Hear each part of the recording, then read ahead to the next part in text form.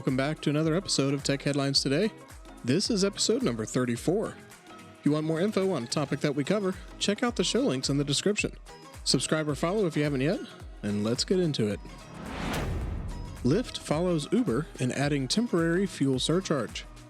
Lyft will soon add a temporary fuel surcharge to rides. The company will give the fees to drivers to offset the cost of gas, which has increased sharply following Russia's invasion of Ukraine.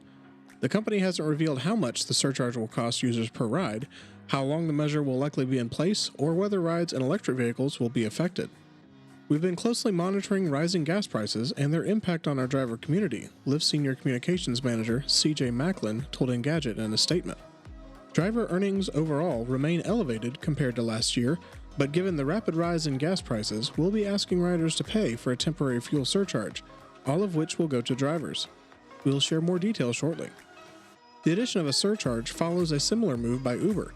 Starting this Wednesday, customers who take an Uber ride will pay a fuel surcharge of between 45 cents and 55 cents. Uber Eats deliveries will cost between 35 cents and 45 cents more too.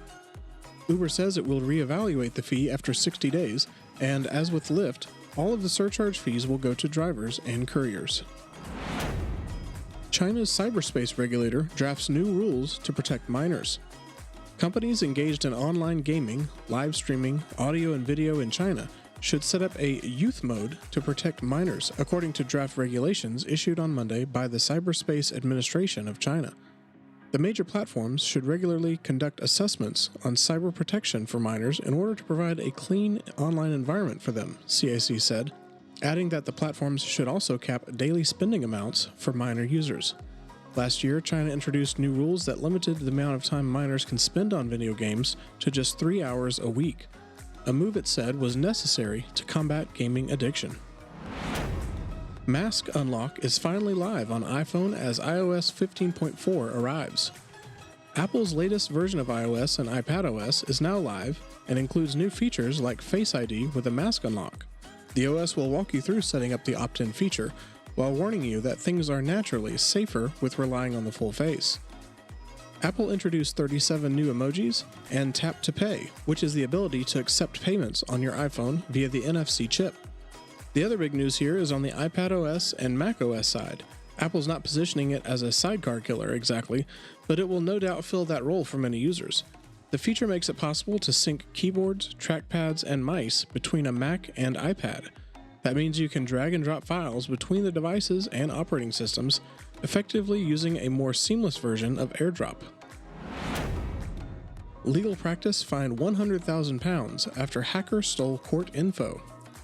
The UK data protection regulator has fined a leading legal practice £98,000 after security failures that enabled ransomware actors to steal sensitive information on scores of court cases. Tucker's Solicitors, which has offices across southern England, and Northwest and Midlands, described itself as the UK's leading criminal defense lawyers. However, according to a monetary penalty notice issued by the Information Commissioner's Office, its cybersecurity policy failed to comply with the GDPR requirements for, quote, technical and organizational measures.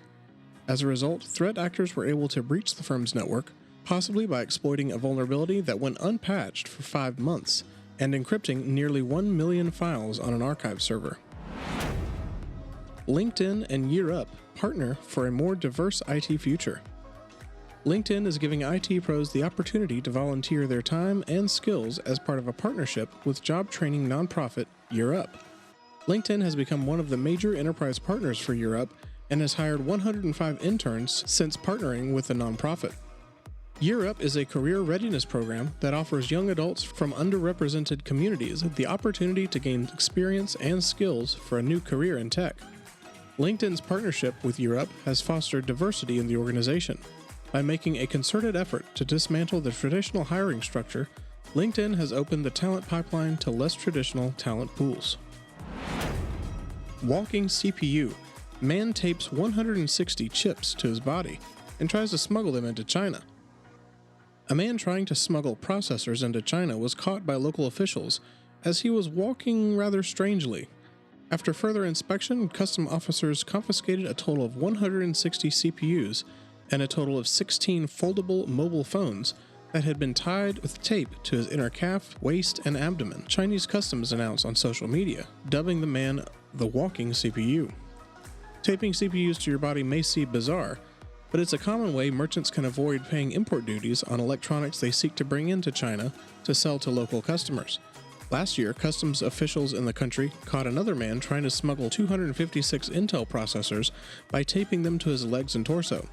Chinese customs officials are now using the latest smuggling case to remind visitors that any gifts brought in and out of the country should be limited to their own personal use and to a reasonable quantity.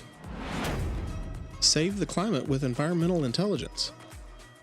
I was looking for where I was going to raise my family, and I couldn't find any data on the local regions, how the air was.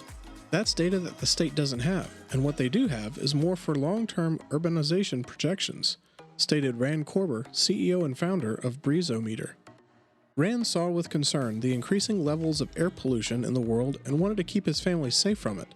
In doing so, he realized that he could apply his environmental engineering background to solve a much larger problem in understanding air conditions not otherwise mapped by national state actors. Understanding the need for this data, Rand went to work developing Breezometer. Even before having a full product, the UN pegged his startup as one of the leading climate tech solutions of our time. With the frequency of wildfires growing in places like California, for example, or additional toxins and smog in the air due to motor pollution, how do we know when it is a good idea to go outside? Or how do we know the type of HVAC filters needed in buildings to keep us healthy? Breezometer provides accurate, localized data so that people can have an accurate measure of the air quality around them and anticipate potentially hazardous environmental situations. Saris H3 bike trainer breaks away from the pack in a big way. Believe it or not, before Peloton, there was such a thing as indoor cycling and training. Ask any endurance athlete and they will tell you training indoors is what you do to get fit and fast for the warm weather. Before Peloton, companies like Saris had been manufacturing bike trainers for decades, from the most basic roller to their latest offering, the H3 and the MP1 Infinity Trainer platform. The H3 is a direct drive bike trainer, meaning you can use your own bike to quote ride by attaching the back wheels and gears to the H3, and after you turn it on and configure it, you can simulate outdoor riding indoors. Without wind, traffic, and the constant need to stop and post a selfie on Instagram. The technology isn't new, but the level of advanced technology and connectivity is top-notch. When it comes to indoor bike trainers, the most frequently asked question is, how quiet is it? Taking this to heart, the Madison, Wisconsin-based team set and met the goal to build a trainer so quiet that the only sound is that of your drivetrain. The result? A direct drive smart trainer that touts a sound specification of 59 decibels at 28 miles per hour. In other words, the H3 is 5 times quieter than previous generations, making it pretty darn quiet. Check out our show links for more details on the H3 platform. Chinese customs seize 5,840 graphics cards valued at $3.1 million. Chinese customs officials seized 3 crates of PC graphics cards after noticing the original labels on the boxes had been covered up. Chinese customs discovered the graphics cards inside did not match the specifications and models declared on the import duties form, and the value of the goods exceeded 20 million won, or $3.1 million. Although it is unclear whether the crates contain GPUs from other vendors, the alleged mislabeling suggests someone was trying to smuggle GPUs into the country at lower import duties.